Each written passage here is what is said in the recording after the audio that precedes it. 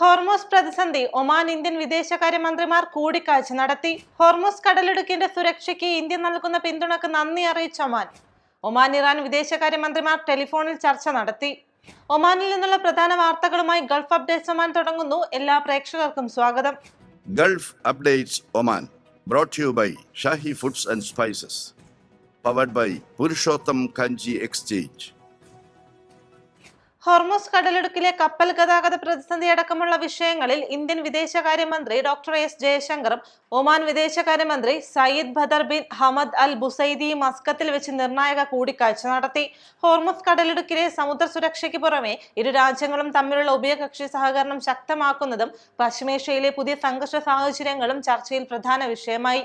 സൗഹൃദ രാജ്യങ്ങളായ ഒമാനും ഇന്ത്യയും തമ്മിലുള്ള ദീർഘകാല ബന്ധം വിലയിരുത്തിയ ഇരു മന്ത്രിമാരും ഇരു രാജ്യങ്ങളും തമ്മിലുള്ള തന്ത്രപ്രധാന പങ്കാളിത്തം ദൃഢമാക്കാനുള്ള വഴികൾ ആരായുകയും ചെയ്തതായി ഒമാൻ വിദേശകാര്യ മന്ത്രാലയം ഔദ്യോഗിക വാർത്താക്കുറിപ്പിൽ വ്യക്തമാക്കി. വ്യാപാരം, നിക്ഷേപം, ഊർജം, ലോജിസ്റ്റിക് സേവനങ്ങൾ, ആധുനിക സാങ്കേതിക വിദ്യകൾ തുടങ്ങിയ പ്രധാന മേഖലകളിൽ സഹകരണം വിപുലീകരിക്കുന്നതിനെ കുറിച്ച് ഇരു നേതാക്കളും ആശയങ്ങൾ പങ്കുവച്ചു. ഹോർമൂസ് കടലിടുക്കിലെ കപ്പൽ ഗതാഗതവുമായി ബന്ധപ്പെട്ട പ്രശ്നങ്ങളും ആഗോള വ്യാപാരം, ഊർജ വിതരണം, സപ്ലൈ ചെയിൻ എന്നിവയിൽ ഹോർമൂസിലെ പ്രതിസന്ധി ചെലുത്തുന്ന സ്വാധീനവും ഉൾപ്പെടെയുള്ള നിരവധി പ്രാദേശിക അന്തർദേശീയ വിഷയങ്ങളിൽ ഇരു മന്ത്രിമാരും ആശയവിനിമയം നടത്തി. മേഖലയിലെ രാജ്യങ്ങളുടെ താൽപര്യങ്ങൾ സംരക്ഷിക്കേണ്ടതിന്റെയും അന്താരാഷ്ട്ര നിയമങ്ങൾ ഉയർത്തിപ്പിടിക്കേണ്ടതിന്റെയും അടിയന്തര ആവശ്യകതയും ചർച്ചയിൽ അടിവരയിട്ടു. തന്ത്രപ്രധാനമായ ഹോർമൂസ് കടലിടുക്കിലെ കപ്പൽ ഗതാഗതത്തിന്റെ സുരക്ഷ ഉറപ്പാക്കാൻ ഇന്ത്യ നൽകുന്ന പിന്തുണക്ക് ഒമാൻ നന്ദി രേഖപ്പെടുത്തി. ഒമാൻ വിദേശകാര്യമന്ത്രി സയ്യിദ് ബദർ അൽ ബുസൈദിയും ഇന്ത്യൻ വിദേശകാര്യമന്ത്രി ഡോക്ടർ എസ് ജയശങ്കറും വെള്ളിയാഴ്ച മസ്കത്തിൽ നടത്തിയ കൂടിക്കാഴ്ചയ്ക്ക് ശേഷമാണ് ഇക്കാര്യം അറിയിച്ചത്. തന്ത്രപ്രധാനമായ ഹോർമൂസ് കടലിടുക്കിലൂടെയുള്ള സ്വതന്ത്ര കപ്പൽ ഗതാഗതം ഉറപ്പാക്കുന്നതിനുള്ള തീവ്ര നയതന്ത്ര ശ്രമങ്ങളെക്കുറിച്ച് ഇരു നേതാക്കളും ചർച്ച ചെയ്തു. കൂടിക്കാഴ്ചയ്ക്ക് ശേഷം വിദേശകാര്യമന്ത്രി Sayyid Badr Al Busaidi X പ്ലാറ്റ്ഫോമിൽ പങ്കുവച്ച കുറിപ്പിലാണ് ഇന്ത്യയോടുള്ള നന്ദി പരസ്യമാക്കിയത്. ഇന്ത്യൻ വിദേശകാര്യമന്ത്രി ഡോക്ടർ എസ് ജയശങ്കറെ മസ്കത്തിലേക്ക് സന്തോഷത്തോടെ സ്വാഗതം ചെയ്യുന്നു.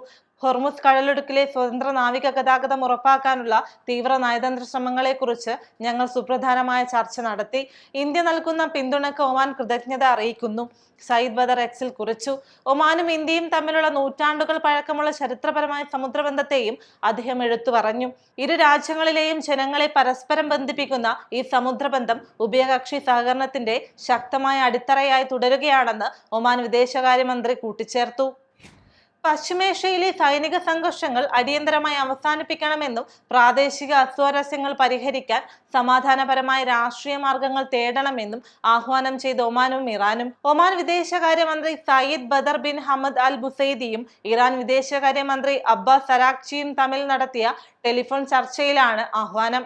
മേഖലയിലെ എല്ലാ കക്ഷികളുടെയും താൽപര്യങ്ങൾ സംരക്ഷിക്കുന്ന രീതിയിലുള്ള രാഷ്ട്രീയ പരിഹാരങ്ങൾ രൂപപ്പെടുത്തേണ്ടതിന്റെ അടിയന്തര പ്രാധാന്യം ഇരു മന്ത്രിമാരും ചർച്ചയിൽ ഊന്നിപ്പറഞ്ഞു.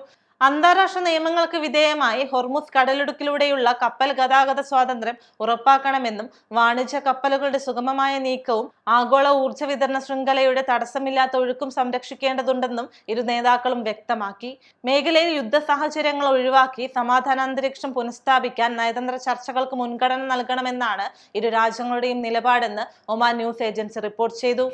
ഒമാനിലെ പ്രധാന വിനോദസഞ്ചാര കേന്ദ്രമായ സലാലയിൽ സ്വന്തം ജീവനും മറ്റു വാഹനയാത്രക്കാർക്കും ഭീഷണിയാകുന്ന രീതിയിൽ വാഹനമോടിക്കുകയും അപകടകരമായ അഭ്യാസ പ്രകടനങ്ങൾ നടത്തുകയും ചെയ്ത GCC പൗരനെ റോയൽ ഒമാൻ പോലീസ് അറസ്റ്റ് ചെയ്തു. ദോഫർ ഗവർണറേറ്റ് പോലീസ് കമാൻഡാണ് നിയമലംഘകനെ പിടികൂടിയത്.